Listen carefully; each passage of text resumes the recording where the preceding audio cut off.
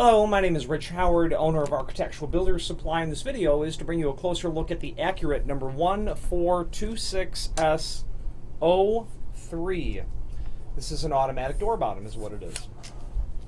Put plainly, it's just simply an automatic door bottom. It's a device that is meant to seal the door automatically when the door closes, and that's what this item does. This is an example of an automatic door bottom from Accurate. They are a company that specializes in weather stripping, and we'll get to a summary of them at the end of this video. This is a surface-mounted style automatic door bottom from Accurate. There are different types of automatic door bottoms. There are those that are surface-mounted like this. There are those that are mortised up into the edge of the door, into the bottom rail of the door, so that they're concealed from the elevation of the door. You can also take a surface mount model like this and semi-recess it or mortise the door such that the body of this is flush with the face of the door, giving a potentially a significantly cleaner look on the bottom of the door as well, although that's not permissible to mortise the bottom of the door in lots of instances, and we'll talk about that more in a moment. There is a link below this video to a document called Product Brochure. It's handy to look at that because you'll see immediately the surface mount version and the mortise version of both the standard duty, which is the 425S, and the heavy duty version, which is the 426S. The difference being there primarily is just simply the size or the surface area of the seal. This being the heavy duty has a lot more surface area of this insert material, which happens to be a neoprene. The other advantage of the heavy-duty version over the standard duty is that if you take note, at the tip of my finger, there's an inserted piece of felt that is inserted into a raceway in the drop bar, and as the unit goes up and down or retracts and extends, that pile rides against the inside housing, so that as it goes in and out, it is helping prevent not only the seal from helping prevent the transmission of air, temperature, things of that nature, sound from the bottom of the door, but also in the channel itself, that pile being there. So that would make it heavy duty, the greater surface area, and then multiple points or multiple lines of helping retard the transmission of that energy that you're looking to keep out. The mortised versions are both standard and heavy duty. They feature the same insert as the surface mount. The advantage of the mortise is that they're concealed. You don't see them when the door is ever closed. You'll see the drop bar drop down if you were to literally get on the floor and look under the door when it's closed. I'm a fan of the most elegant solution. If your door swings in, and it likely does, the advantage of the surface mount or a semi-recess mount, if you were to take this and mortise it flush, is that your line of defense is on the exterior face of the door itself. The mortise style, that barrier is underneath the door. Okay, so the weather has gotten partially under the door before it hits the first or potentially only barrier. So the surface mount is elegant in that regard. It's also perhaps less desirable because this is a large body. It's practically 7/8 of an inch thick. Let's go over the dimensional properties now. Okay, they've got it at 29/30 seconds. It's 1 13/16 tall, so it's large. That's to be sure. So keep that in mind. Now, one thing that you might potentially do is to mortise this flush. You'll mortise it, the body flush into the door, then the height of the body itself for the bottom of the door, so that is concealed in the sense that it doesn't project off the face of the door. The downside of that is it's probably unrealistic for you to mortise the door in that way. And really the only time it would be realistic is if the door was already manufactured.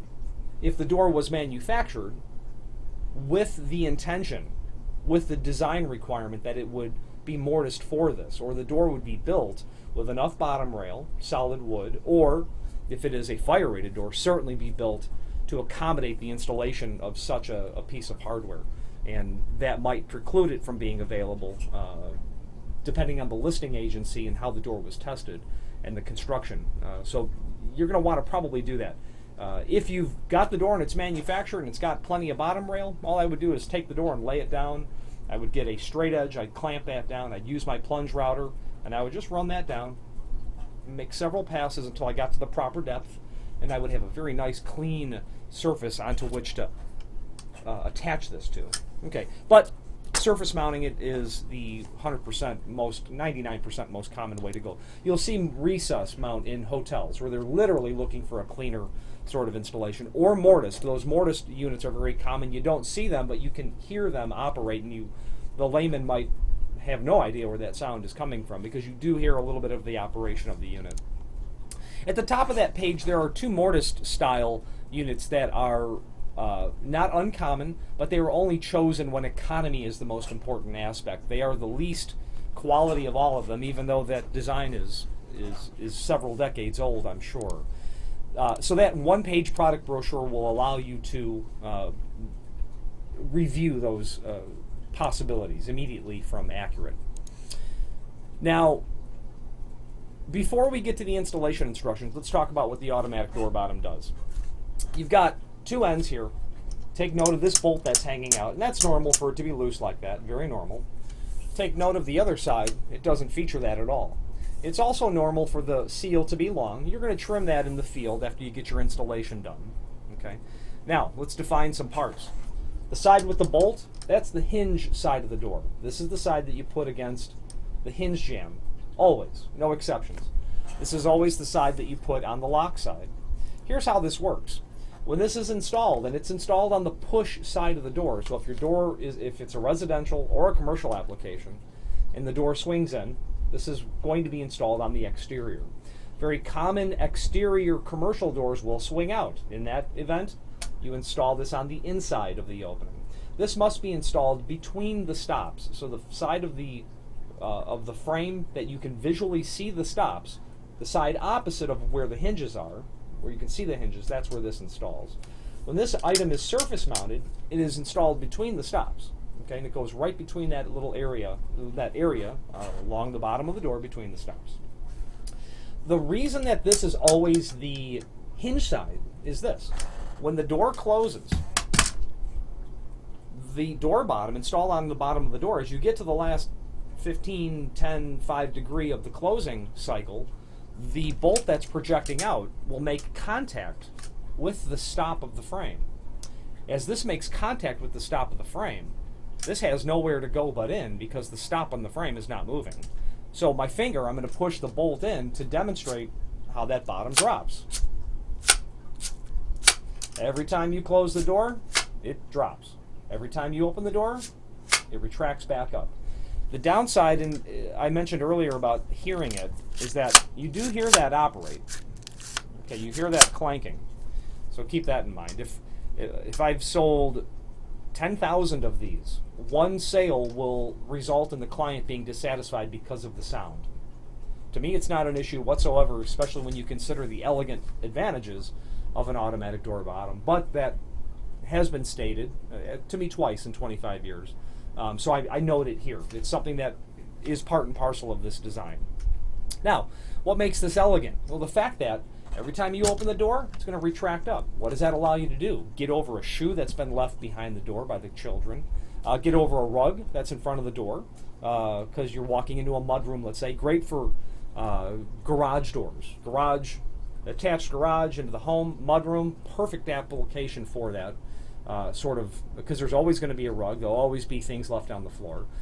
Traditional units that are stapled or attached to the bottom of the door with those fins hanging down, those will, within a couple of years, get destroyed. It always happens. It's constant, the maintenance on a piece like that. A door sweep does not perform nearly as well either because you have the vinyl or the neoprene or the silicone or the bristle or the polyurethane that needs to get over those same things. It's not neatly tucked back up into its housing. So the automatic door bottom is elegant in that regard, that it will allow you to work with realities of how a door actually operates.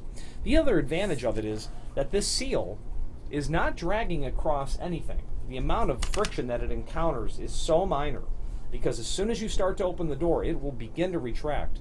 All you're doing is pushing down on the surface, allowing you to seal the bottom of the door and yet realize significant lifespan out of something that you're really not fatiguing with except for the concept of just compressing it like this. That's all you're doing. And those ridges that are here in the neoprene just give significant surface area to the seal. Okay, that's all you're really doing. That hollow spot is there to help retard the transmission of acoustical properties. Disparate materials, that foam style neoprene is full of air pockets, so it'll really break it up very well. So for the reason that you can contend with shoes and a rug or a flooring surface that will be higher than the exterior portion of a door, makes it elegant. The fact that that you can expect a very long lifespan out of such a unit. Now, in my opinion, heavy-duty units like this are certainly overkill for residential applications. But the fact of the matter is, it's only because of the bulky size of the item, where in a residential application, you're probably certainly a bit more concerned about the aesthetics than you are in a commercial strip mall where you've got 10 tenants and it's all hollow metal doors on the back of an alley. Who cares what it really looks like? The bottom line is what we need to do is keep the cold out. That's the bottom line. That makes this the better solution. I would prefer if things were mortised. It's impractical to mortise them because they become concealed at that point. Now, depending on where you install it in your door swing, you might want to contend with the concept of maybe a drip cap to be installed. On top of this, you can order a separate drip cap that you can order undrilled and then place over here. A drip cap is a curved piece of aluminum that will help drive any water or weather away from that. Obviously, only if it's on the exterior. You really want to keep that first line of defense on the exterior as much as possible. Okay. So now your installation. The amount of drop is directly related to the amount of projection of the bolt. If I turn that clockwise, I'm going to draw it into the housing, much less sticking out. And at that point, hardly nothing would drop at all when the door was closed, assuming you've got a standard gap. But as I draw that counterclockwise and pull it out of the housing, and obviously it's slotted for a screwdriver. Okay, so I've got a lot of it sticking out. I'm going to get that to drop significantly. And what you'll notice is that it drops uniform. Now, if you've got a sill that's not level, and it's likely that you do, okay, or maybe a door that's not exactly plumb, this will help, this will work with that, making it elegant where a door sweep cannot. If my thumb were to represent the sill where it's going to hit first, I'm going to restrict the unit from dropping, and you can see how it drops down crooked. Likewise, if I were to restrict it over here, it'll drop down that way. So while it can't really contend with a wavy sill, obviously, it can handle a sill that's not level. And it's probably not going to be out of level very much at all. But it's likely to be out of level a 16th or maybe an 8th. That's not uncommon whatsoever. So an automatic door bottom is elegant in that regard. So the short version of how much projection is that when you get this installed, and we're going to move to installation next, draw that practically all the way in the housing. Just tuck it all the way in. Now, we're going to move on to installation at this point. Okay, there's a link below this video to the installation instructions, which is a great place to start. Let's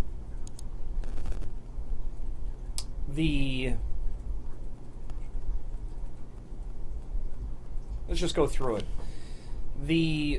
Let's summarize first. Installed surface mounted on the push side of the door between the stops. Before we get to the installation, let's talk about when you order this. I suggest that you measure the distance between the stops, deduct 1/8 of an inch, order the next longest piece or pieces, indicate in the comment field the distance between the stops, less than 1/8 of an inch, and say, please ship this at this size. This can be trimmed in the field, and we're going to talk about that in a moment, not a problem. But the truth is, the factory's cutting these from long pieces anyway. 36 inch, 34 inch, 35 and 5/8. It just doesn't matter what they cut it to. I strongly urge you to order it the net size you need. Save yourself the installation, additional installation time. So in a surface mount, you're going to measure between the stops, deduct an 1/8 of an inch. Here is an example. If you have a 3-foot hollow metal door with a 3-foot typical hollow metal frame, typical meaning the stops are 5/8 of an inch, that's 36 less 5/8 less 5/8. That's 34 3/4. Less an 1/8 of an inch, that's 34 5/8. That would be your net order size. That's the logic. Wood doors with wood frames, metal doors, metal frames, wood doors, metal frames, fiberglass doors with wood frames. You'll just have to measure the distance between the stops. But that's the logic. So if you're dealing with a semi-recess where you're going to take and mortise this in, well, no, you're not worried about the stop distance because that's going to reside in the same area where the door is. So you're really going to measure the width of the door, which will probably be on the small side, assuming the door is beveled. And if it's a 36-inch wood door at a hollow metal frame, you probably have 35 13/16 or 35 3/4. You're going to have that bevel. That's an 1/8 of an inch in 2. So you very likely could have something that's going to be in the range of 35 9/16. You know, something in that range is what your net size might be. You'll have a little bit of bevel to it as well. But that's getting to the point where you're splitting hairs. And if it's mortise, you will use the same logic. What's the net door width is really where you're going to work with on that. All right, now, so you've got the size, you've got the item, it's sized. If it's not sized, cut the unit to match the door. Always cut opposite as step 1. Cut unit to match width of door. Well, that's not accurate whatsoever. You're not going to do that at all. You're going to measure it the way that I said prior. Always cut opposite end of adjusting screw. That's true. You would never cut this side. This is connected to a flat spring. That flat spring, the evidence of it is here, is the screw that's here. And what happens when the plunger is depressed, that flat spring is bellied, and it forces the bottom to drop. That's how those work. Undercut ceiling bar an 1/8 of an inch.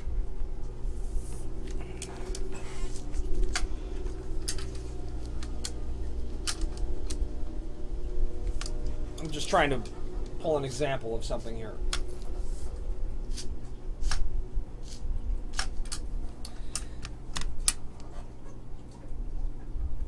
You've got the net length of the item. You're going to space that evenly between the stops on the door. The door you're probably going to want to have removed from the frame. Maybe you won't. Maybe you'll just install it on the door. Mount to the bottom of the door, making sure that the adjusting screw is on the hinge side.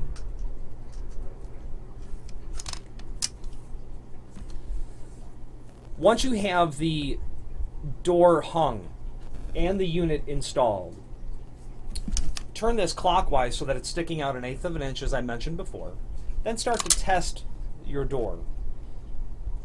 When the door is in the closed position, the drop bar should make contact with the sill the full length of it, because it will tip a little bit depending on your sill condition. If the full length sealing does not occur, open the door, adjust the screw by turning it counterclockwise, forcing the bolt to come out a bit, meaning that you'll get greater projection of the drop bar. Turn it 1 or 2 revolutions, test it again.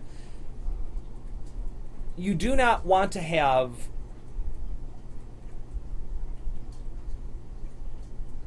significantly greater than just contact with the drop bar on the sill. Here's what I mean. If you've got the bolt turned out a lot and you feel like you're putting a lot of pressure down, what will happen is when the door begins to open and the bolt begins to become retracted back into the housing, immediately at that point you want the drop bar to start to snap back up. If it's not, that entire H channel that's down there, this entire H channel that's moving with the pile, that's going to drag across the sill, and as you open the door you're likely going to destroy the unit. So contact only, and once you make contact across the entire width of the door, that's all. Don't turn it out anymore at that point. There's a note at the bottom of the installation instructions regarding this surface mounted. They're non-handed, left or right. You can order, if we're asking you for the handing, order any hand. It doesn't matter. These holes are drilled through the door and they look the same. You can install it this way or this way. There's no difference. So you say, well, why do you ask? Well, we ask because we like to know, number one, because if you're ordering other pieces of hardware in conjunction with this, it helps us understand your job better, and frankly, it helps us potentially sidestep errors or mistakes. There are times that we need to know it as well, in the sense that, imagine if this was a model that didn't feature symmetrical pile on either side of the housing, and those models exist. We would want to know the handing because you want that pile to be facing towards the exterior aspect. So that'd be why we would know. Thirdly, there are times when the factory asks for the hand and they don't give a reason why they have to know it, but they have to know it. Mount flush to the bottom of the door. I didn't mention that earlier. You're going to literally mount this flush. You're going to be able to achieve up to a drop of 1 inch, from like 1/8 to 1 inch, which is very substantial. You'll be able to cover lots of different gap sizes with that naturally. Having a gap greater than 1 inch, that's all but unheard of. And that's the installation of it. You can expect years of reliable service out of an automatic door bottom, and that finally makes them very elegant.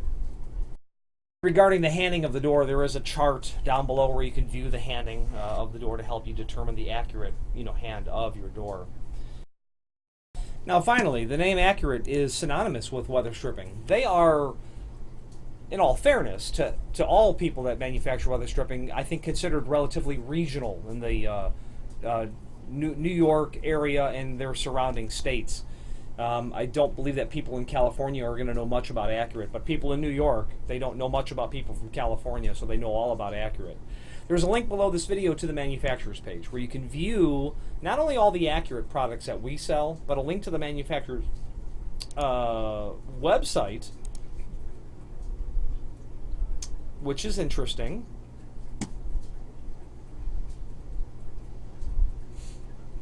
So by all means, review that for additional information. The part that's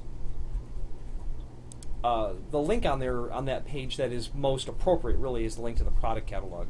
As you fire that product catalog up, which I believe to be about 10 years old at this point, but not much evolves in the world of regional manufacturers of weather stripping, you'll be able to view all their components. Now, Accurate is unique, and they're unique in this regard. I sell weather stripping from every major manufacturer. Not every major manufacturer, but when it comes to commercial weather stripping, I do. So I'm familiar with all of those companies. The first section that you get to in the Accurate book shows you a modular approach to thresholds. Now, of course, they have regular thresholds, but you can see from the initial pages that they've got all of these sectional pieces that basically will slide together, allowing you to obtain a huge number of potential profiles of weather stripping. As you get through and you look at all the different pieces, the risers, the different ways that those can fit together, the fact that they can do interlocking thresholds in those profiles allows you to solve problems that you could not otherwise solve, meaning you've got a 15-inch deep frame, and yes, your client wants a 12-inch deep interlocking threshold made of solid architectural bronze. How are you going to get that? You're going to use these sectional pieces from Accurate is how you'll do that. The one thing to consider is that those pieces, of course, are loose and they're secured individually, but nonetheless, that's how they're done. As you scroll past through the sectional catalog, you'll see the more traditional pieces of interlocking thresholds, typical sorts of saddle thresholds, and all of the different profiles that you come to expect from manufacturers. As you scroll through, you'll get through into your door bottoms, standard, automatic, moving on to perimeter gasketing. The important part of scrolling through this catalog allows you to get to the rear section, where you're going to see interlocking weather stripping made of zinc and bronze for use indoors, but double hung windows. And here in Chicago, there must be millions of very old double hung windows that exist with zinc or bronze weather stripping. It's impractical in lots of instances to replace that material, and it can be a savior to be able to find a profile that matches material that was built in the 1930s. That's just the bottom line about that. So Accurate can help you salvage existing windows without having to replace, but Accurate can also approach new construction where they are making it look like it looked in 1876. There is a state capitol building in the Southwest that has hundreds of windows with this material installed. That was literally, construction spanned over 30 years, and it was finally completed in the 1880s, I believe. And they, sure enough, wanted to rework all those windows, but then add many new windows. And part of the state capitol building is historical in nature, where when Congress is in session, it's with the exception of Ethernet ports, it's what it looked like 100 years ago. But they still need to keep all these windows looking original, and that's where Accurate's really going to be able to help you greatly. So that link to the product catalog, if you have more than an occasional need for weather stripping, I'd bookmark that page, because it's really only sooner or later that you might end up needing it, in my opinion. If you have any questions on the Accurate 1426S03 automatic door bottom or any other Accurate product, and by the way, screws are included. Those are stainless screws, by the way. Or any other Accurate product, please feel free to reach out to us. Thank you.